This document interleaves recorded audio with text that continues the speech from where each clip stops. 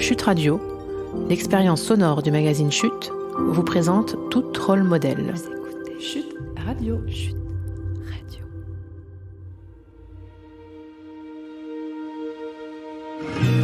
Bonjour à toutes et à tous. Je suis Aurore Bizikia, la cofondatrice du magazine Chute, et je suis très heureuse de partager avec vous un nouvel épisode de tout rôle modèle. Ça fait un moment que nous avions cette idée en tête, cette envie même, créer un podcast mettant en avant les femmes de la tech. Nous le pensons comme un prolongement de notre magazine papier, notamment notre premier numéro, intitulé « La femme et l'avenir de la tech », paru en décembre 2019. 2 ans après ce premier numéro militant, nous sommes heureuses de vous partager ce podcast que nous réalisons avec le soutien de Soprasteria, une entreprise de la tech justement, de conseil, de services numériques et d'édition de logiciels engagés en faveur de l'égalité femmes-hommes. Et comment on parvient à cette égalité tant espérée ? Comment on fait bouger les lignes ? En donnant de la voix et en mettant en avant celles qui ont ouvert la voie. C'est ce que nous proposons de faire avec tout rôle modèle. Pour ce nouvel épisode, nous échangeons avec Emmanuelle Larocque, fondatrice de l'entreprise Social Builder, une société qui accompagne les femmes dans leur formation et leur reconversion. Son action est d'autant plus essentielle qu'elle participe à rebattre les cartes et à accéder à plus d'égalité là où nous en manquons, car la formation ne fait pas exception.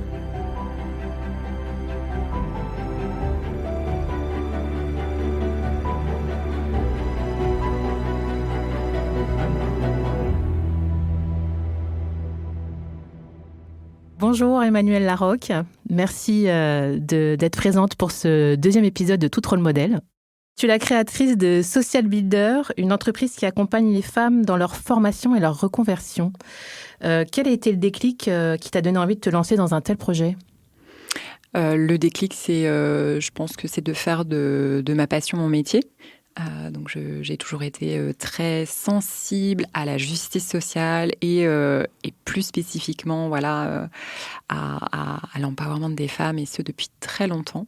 Et à un moment, en passant par différents temps professionnels, j'ai décidé vraiment d'y consacrer ma vie professionnelle. Ça fait combien de temps ? Donc là, ça fait 10 ans. Que j'ai créé Social Builder à partir d'une idée, comme je le dis de temps en temps, ça commence pas dans un garage, mais dans un salon où on a une conversation bien arrosée et on se pose des questions entre amis sur mais pourquoi les choses n'avancent pas. C'est un petit peu rageant, et puis au bout d'un moment, il y en a une qui prend le sujet en disant ouais, allez, on va créer quelque chose, on va faire en sorte que ça aille un peu plus vite. Voilà, donc il y a 10 ans, la première pierre, des premiers ateliers leadership pour les jeunes professionnels, et puis dans les entreprises, des actions de sensibilisation manager. Et puis il y a 5-6 ans maintenant, un pivot vraiment sur le numérique en disant attention, il se passe quelque chose sur le numérique d'important, les femmes sont absentes. Donc vu l'étendue des écarts, si on doit essayer de vraiment progresser sur le sujet de l'égalité professionnelle, attaquons le numérique. Et c'est comme ça qu'on travaille maintenant chez Social Builder depuis 5 ans sur l'inclusion des femmes dans l'économie numérique, leur accompagnement bien sûr, donc l'orientation, la formation, l'insertion professionnelle par l'emploi ou l'entrepreneuriat, mais aussi vraiment l'engagement des écoles digitales, des entreprises, des territoires, à ce qu'elles façonnent des politiques d'entreprise et des politiques de formation professionnelle qui soient pleinement inclusives. Qu'est-ce qui a été le déclic, du coup, il y a 5 ans, qui vous a fait pivoter ? Je pense qu'on cherchait un peu notre market fit, puisqu'il y avait déjà beaucoup de propositions sur l'accompagnement des femmes et d'entreprises, et puis on organisait des rencontres avec par secteur en fait, et on a organisé une rencontre de jeunes professionnels avec des professionnels du numérique, et là on a été submergés de demandes. On n'a jamais eu autant d'inscriptions à ce type d'événement, et on s'est dit il se passe quelque chose, et on avait des profils très variés, beaucoup plus matures qu'à l'habituel, puisqu'on s'adressait plutôt à des jeunes professionnels, et on s'est dit il se passe quelque chose ici, mais on connaissait pas très bien le sujet. Donc on s'est documenté, et puis là on a vu l'étendue des écarts en fait, à la fois sur la formation initiale et continue et à la fois sur la présence des femmes, leur mobilité dans les entreprises, leur présence dans les postes de décision, de voir qu'elles quittaient leur métier de base pour aller vers d'autres métiers ou d'autres organisations parce que voilà, le plafond de verre était d'autant plus fort.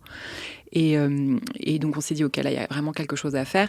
Et ce qu'on observait, c'est cette difficulté de réorientation. Donc, à partir du moment, c'est en France qu'il y a une culture du diplôme très forte, mais sur une filière de métiers qui recrute autant, avec des besoins en compétences qui sont, somme toute, tout dépend des métiers, mais qui sont quand même accessibles, en fait, il y avait aucun pont pour les femmes, pour tout un tas de raisons, très simples, parce qu'il y a des prérequis qu'elles n'ont pas, en raison de leur formation initiale ou parce qu'elles ne connaissent pas les secteurs. Et puis, il y a toute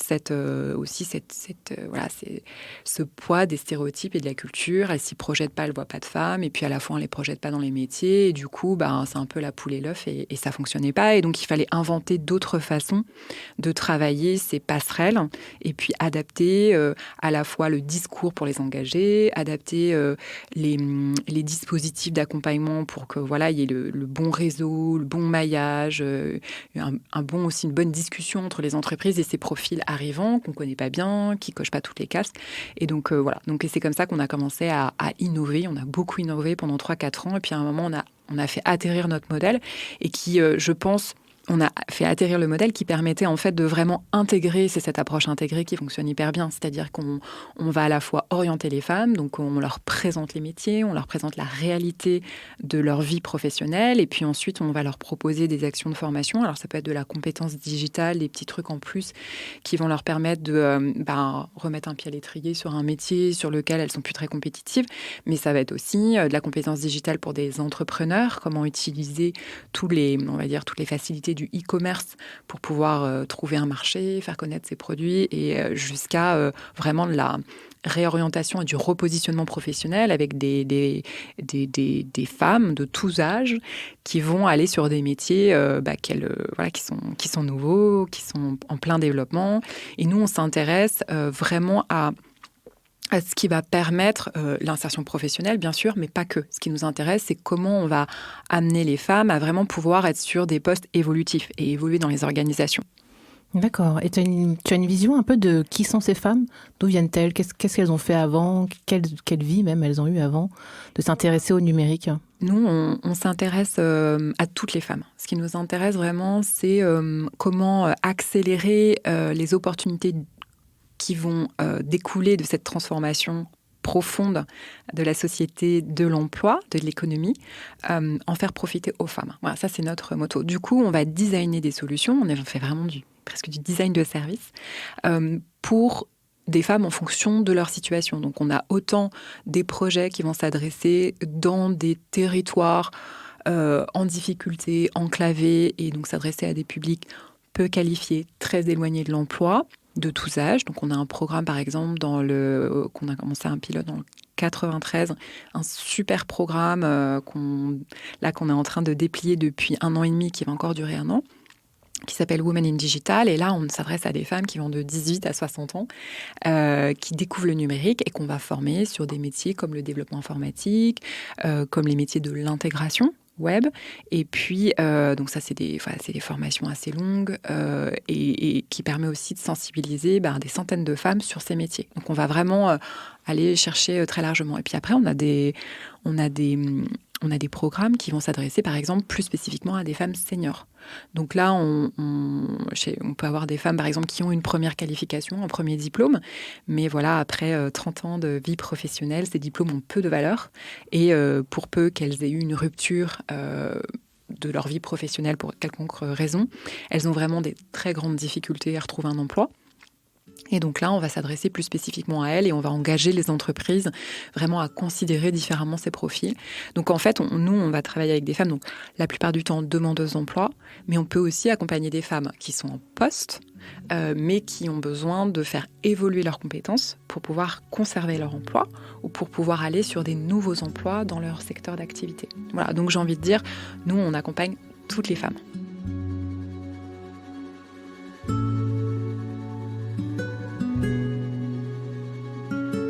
On fait une pause ?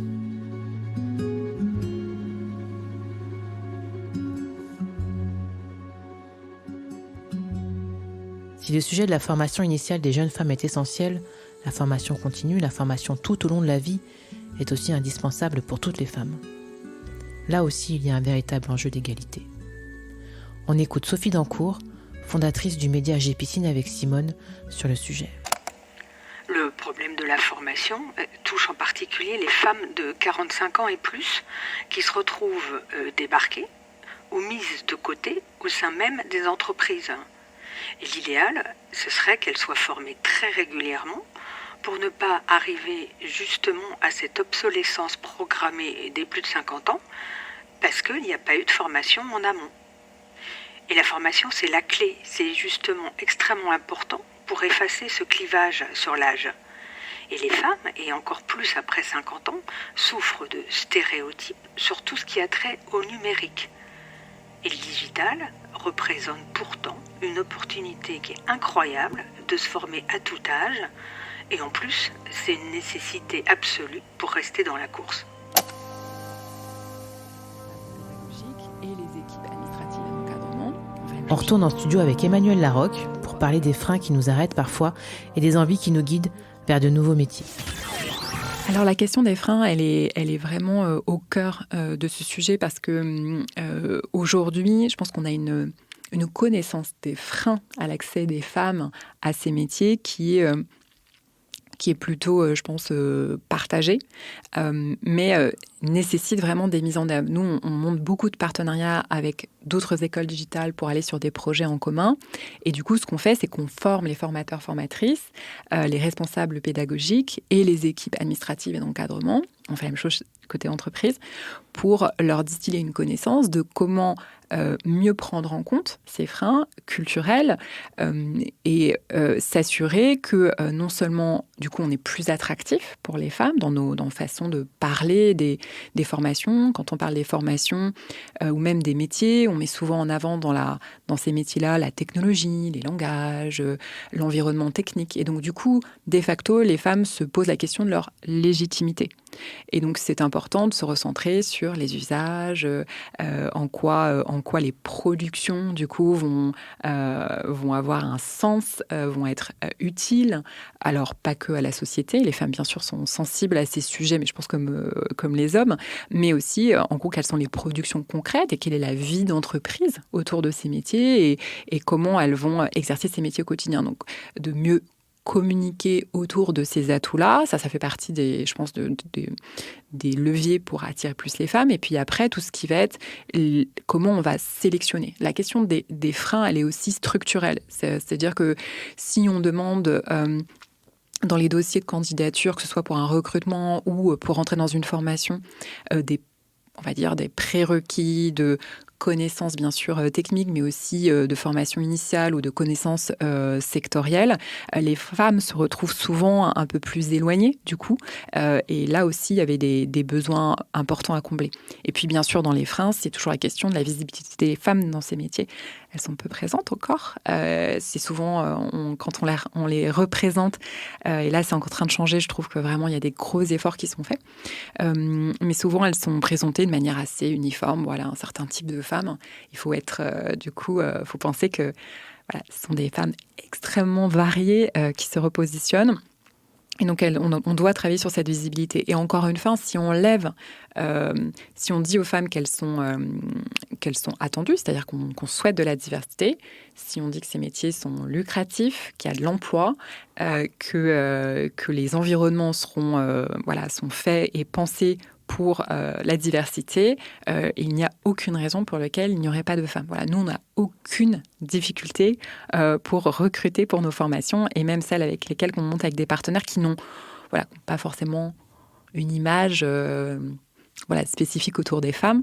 Et c'est 55 000 femmes qu'on a accompagnées maintenant, depuis 10 ans. Donc ça fait un petit paquet. 17 000 sur tout ce qui va être réorientation, donc leur présenter les métiers, leur faire connaître un petit peu tout le panel possible. Et puis après, il y a tout ce qui est développement des compétences métiers ou des compétences digitales. Et ça, c'est 35 000 femmes qui ont été accompagnées par des programmes à la fois en distanciel, des programmes plutôt en autonomie MOOC, mais aussi beaucoup de programmes en synchrone avec des formateurs, formatrices. Et justement, tu parlais de la crise Covid Ouais. tout à l'heure. Ça a changé quelque chose dans les profils des femmes qui se présentent à vous ? Dans les profils, écoute, ce qu'on a observé, donc j'irais à l'entrée de la crise, c'est des femmes qui avaient un projet de reconversion qui ont dû l'abandonner. Parce que un projet de reconversion, encore une fois, quand on fait 3-4 mois de formation, potentiellement après on rentre même en alternance sur certains de nos projets. Si tu n'es pas rémunéré pendant ta formation professionnelle, il y a certaines femmes qui déjà avaient des difficultés pour se le permettre. Et puis là, la crise Covid a vraiment placé des femmes en situation de grande précarité.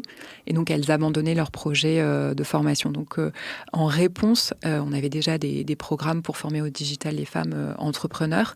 Mais du coup, on a créé un nouveau programme qui s'appelle SUNS, S-U-N-S.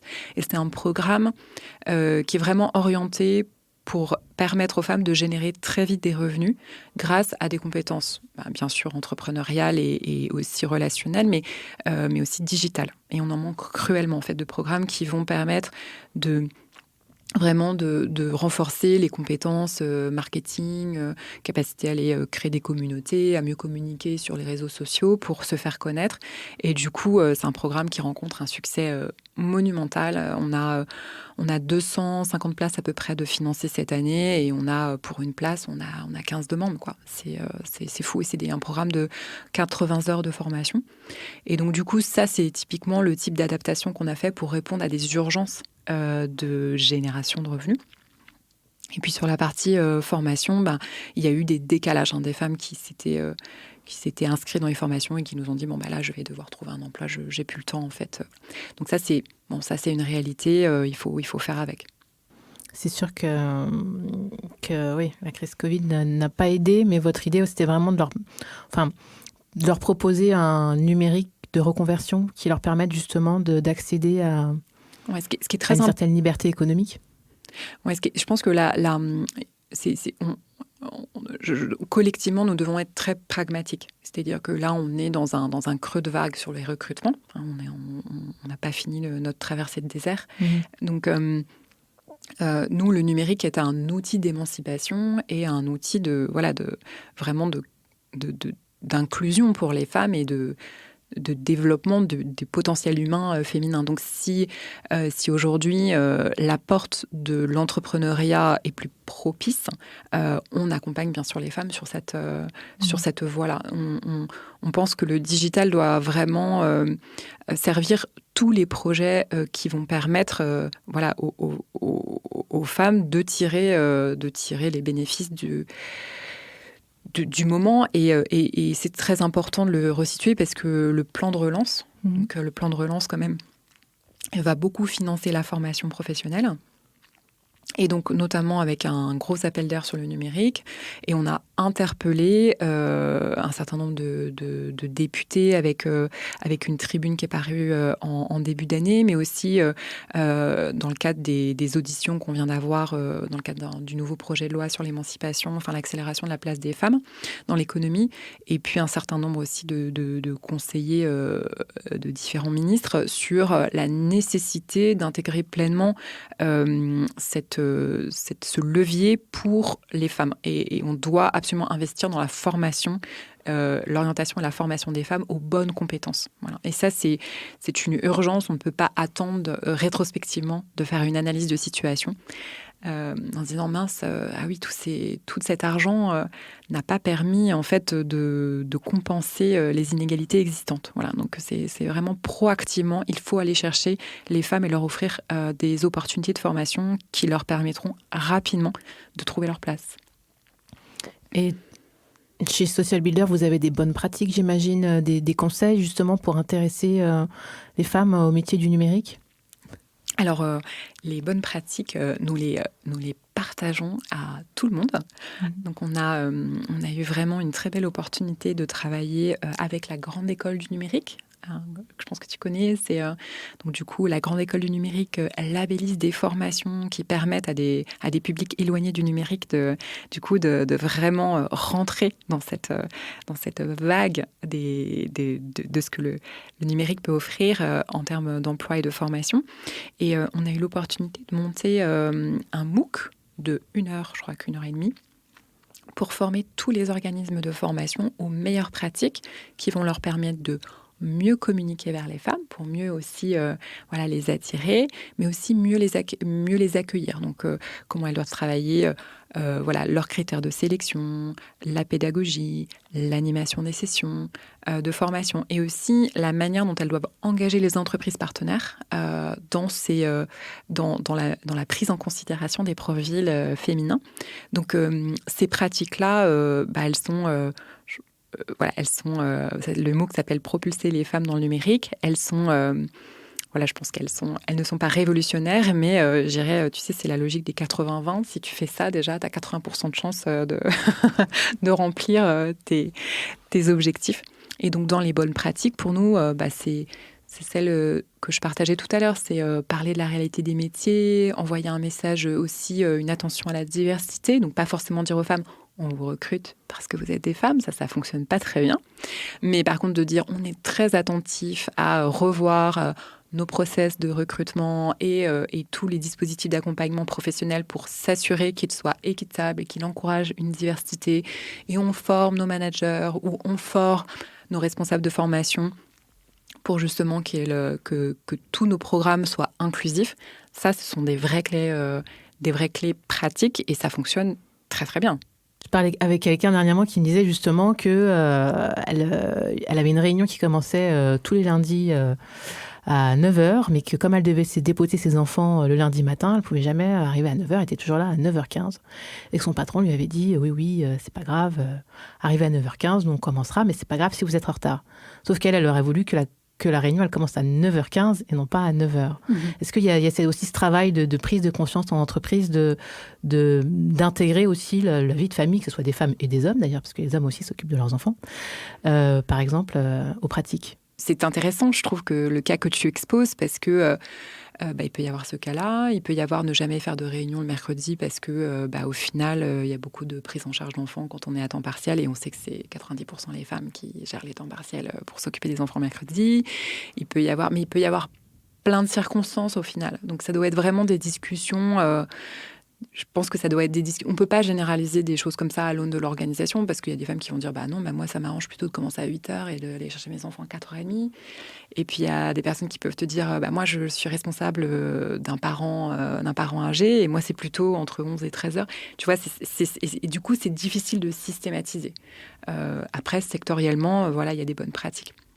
Mais en tout cas, ce qui est important, c'est de laisser un espace pour ces dialogues-là. Et c'est vrai que ça, c'est la confiance et de pouvoir être affirmé. Moi, je pense que les organisations qui arrivent à faire ça, c'est les organisations vraiment qui arrivent à aligner une vision de c'est quoi l'inclusion chez nous, qu'est-ce qu'on veut vraiment créer comme environnement où tout un chacun et tout un chacune puisse se sentir pleinement dans contributeurs et contributrices. Voilà. Et comment on fait pour que les gens se sentent vraiment contributeurs et contributrices.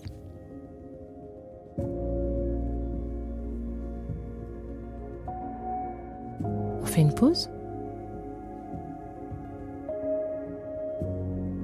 Qu'est-ce qui nous freine, nous, les femmes ? Et surtout, comment on embraye ? Comment on passe la vitesse pour aller de l'avant, pour avoir envie d'aller de l'avant, quitte à avoir peur en chemin ? Pas facile. Quand c'est tout un système qui nous bloque, quand c'est toute une société qui nous en empêche. Avancer, briser ce fameux plafond de verre, c'est déjà en prendre conscience de ce qui nous fait faire du surplace.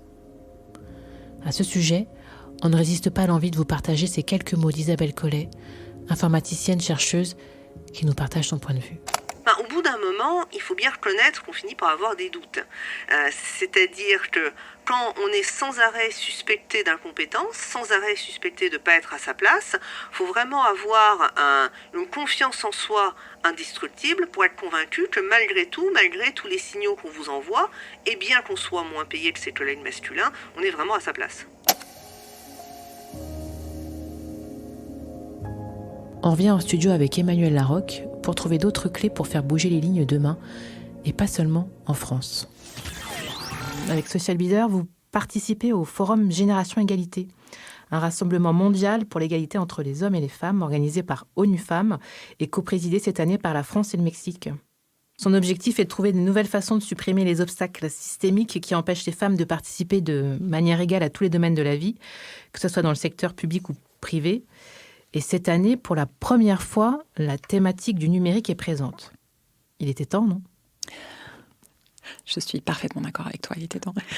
Donc, donc nous, on a beaucoup de chance puisqu'on fait partie des champions, donc des leads qui travaillent depuis maintenant pratiquement 1 an et demi, puisque le forum a été reculé d'1 année. On travaille sur la feuille de route internationale et des priorités autour desquelles on va engager, bien sûr les États, mais pas que, les entreprises, les collectifs féministes, les associations, à s'engager sur des tactiques pour réduire les inégalités liées au digital. Et donc c'est à la fois une opportunité folle bien sûr de grandir et de mieux comprendre les enjeux internationaux, puisque là on travaille vraiment à la maille internationale, mais aussi de participer sur quoi ce qu'on a testé et ce qu'on a observé aussi dans notre environnement. Et bien sûr, le digital est devenu une priorité. C'est une priorité à la fois d'accès à Internet.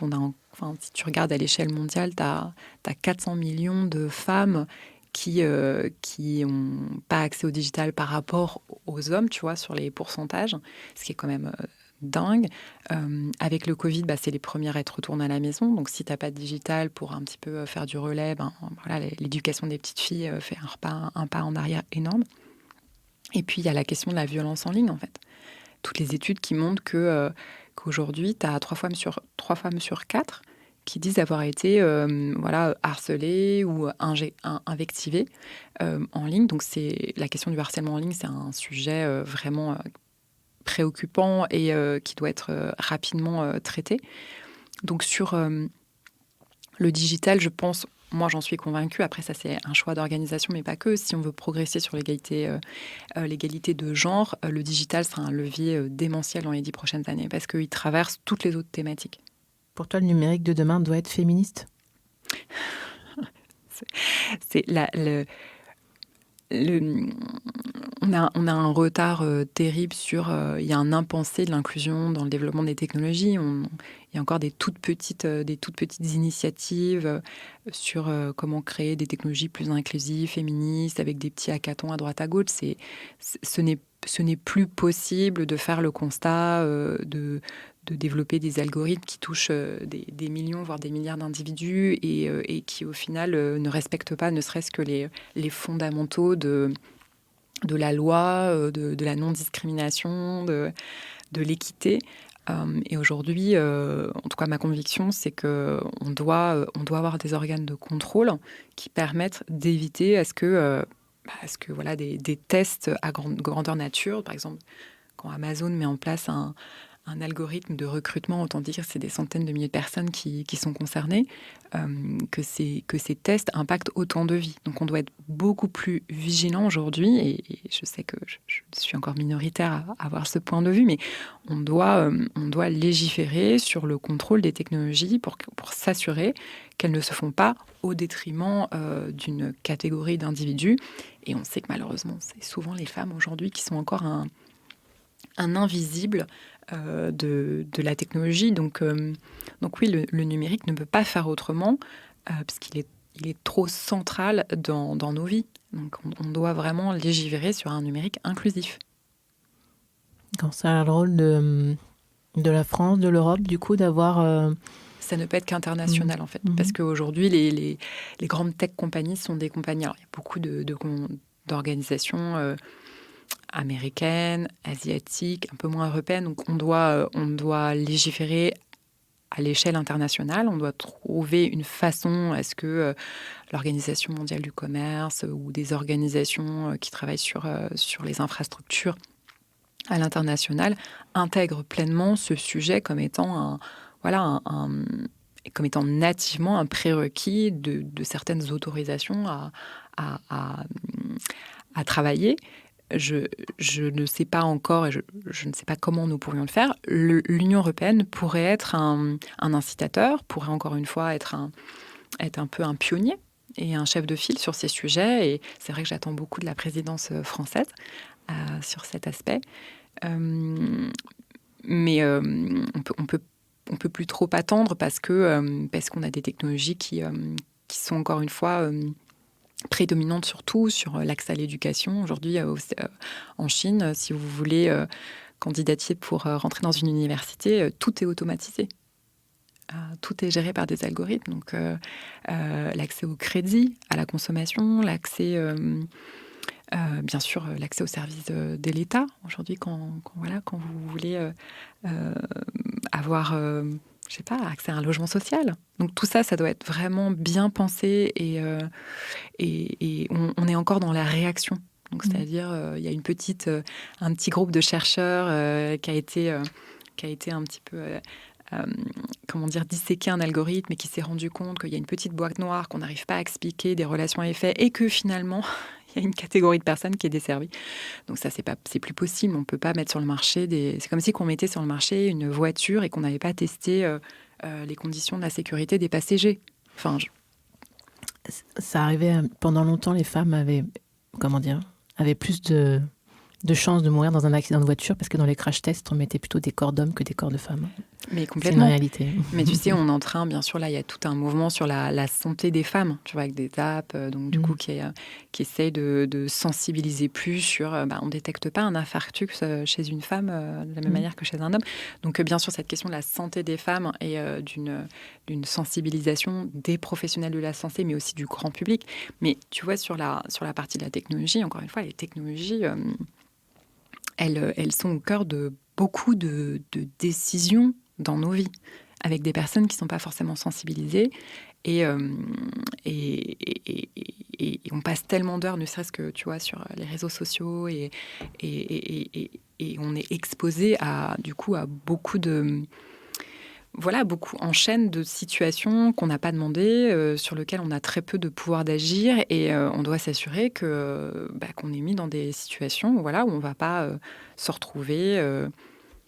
je sais pas, mise face à des personnes malveillantes, pas pouvoir réagir. Tu vois, le harcèlement en ligne, c'est aussi ça, c'est encore un impensé.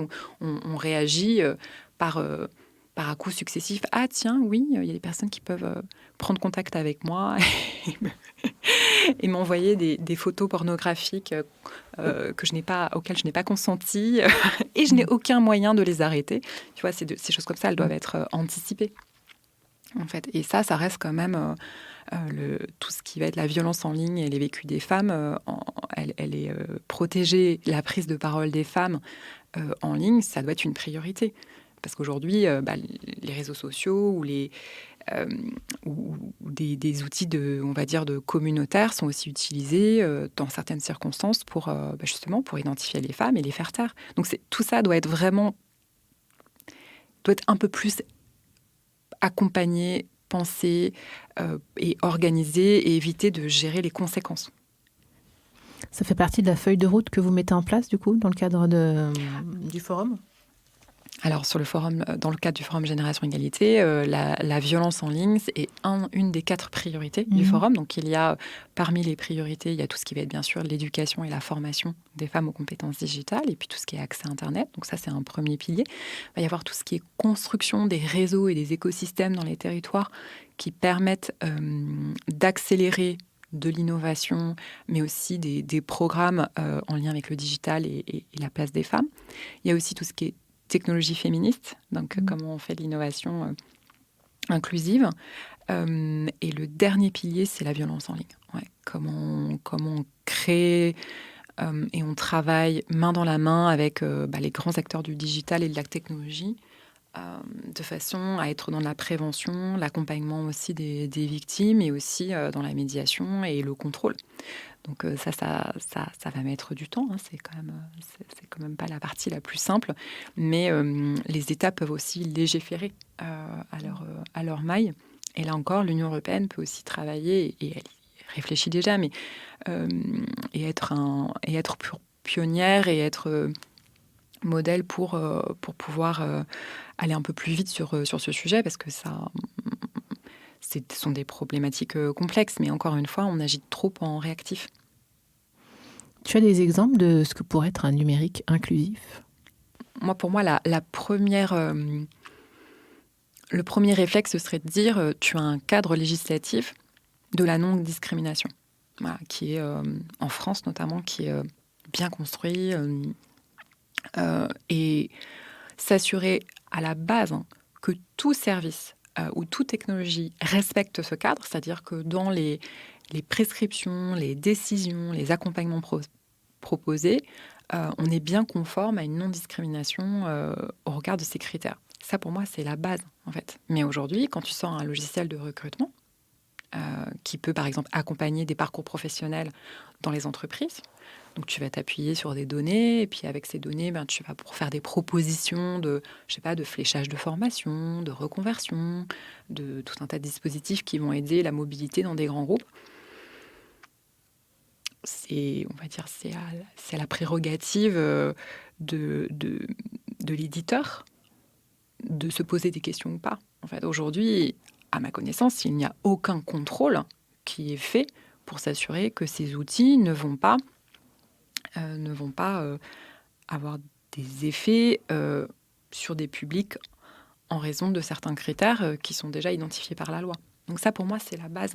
Tu vois, déjà, on se met bien en accord avec la loi. On forme tous les recruteurs, femmes et hommes de ce pays, sur la non-discrimination. À toutes ces femmes qui se posent encore la question, qui se posent peut-être la question de se reconvertir, d'embrayer vers les métiers du numérique, tu as envie de leur dire quoi ? Ce que je dirais aux femmes qui veulent s'intéresser au numérique, c'est n'hésitez pas. Voilà, ça fait toujours un petit peu peur de se dire, mais au final, je suis quand même très très loin de ça. Mais en fait, les métiers se créent tous les jours. D'ici 2035, il y a 80% des métiers qui vont émerger, disparaître ou se transformer complètement en raison de leur numérisation. Donc, on ne peut pas ne pas s'y intéresser, déjà. Mais surtout, c'est un univers de possibles complètement incroyable. Il y a des métiers qui se numérisent, mais qui du coup vont ouvrir des champs illimités de possibles. Donc il faut vraiment se dire j'apprends à mon rythme. Nous sommes dans un pays où on investit beaucoup sur la formation continue, donc j'ai une opportunité du coup en plus de monter, et puis il y a de plus en plus de formations gratuites en ligne disponibles, donc j'y vais à mon rythme, mais voilà, ce sont des métiers passionnants, très divers, lucratifs, pour la plupart évolutifs, qui sont valorisés socialement. Enfin, il n'y a que du bon, quoi. Que du bon. Merci Emmanuelle. Merci beaucoup.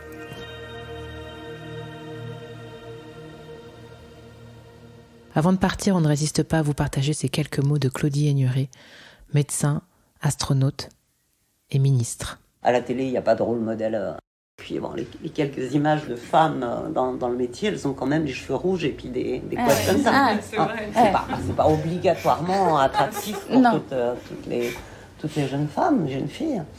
Donc il faut incarner ces métiers, raconter avec les expériences de vie. Parce que les jeunes aujourd'hui, peut-être encore plus qu'à notre époque, ils ont besoin qu'il y ait du sens à ce vers quoi ils vont s'orienter. Et le sens, c'est aussi l'équilibre vie professionnelle, vie privée. Donc voilà, moi j'ai eu une fille entre mes deux missions.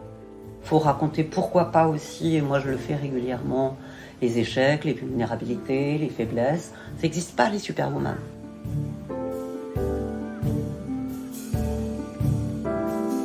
Vous êtes toujours là ? Super.